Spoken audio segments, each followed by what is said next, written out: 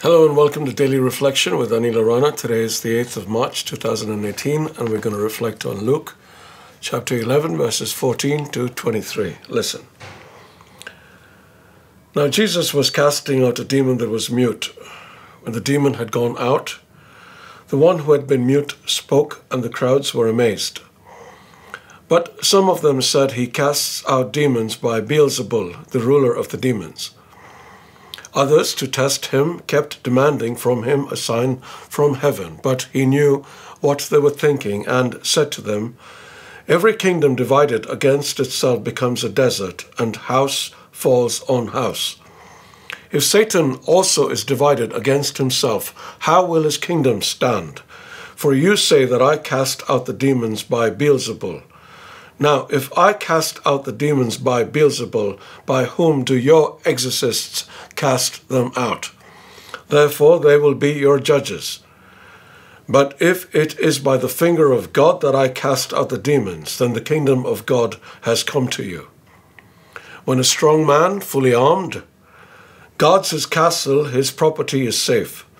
But when one stronger than he attacks him and overpowers him, he takes away his armor in which he trusted and divides his plunder.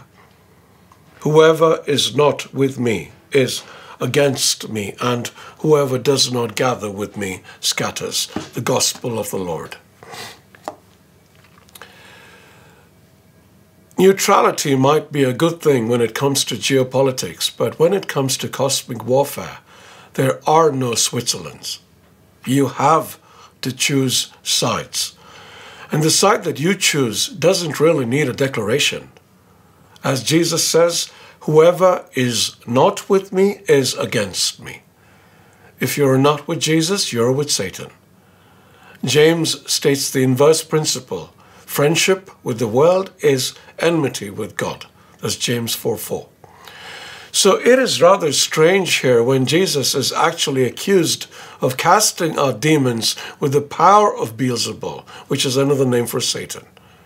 Or maybe it isn't really strange, because what better way to discredit somebody than to associate him with the enemy? And his opponents, now consumed with jealousy at the great power Jesus was displaying, desperately needed to discredit him. We see this happen today as well with Catholic leaders, mostly lay people trying to discredit people who do God's work in the church in typical Pharisee style. They don't debate with the person on matters of faith because most of them don't know the faith. So how do they succeed?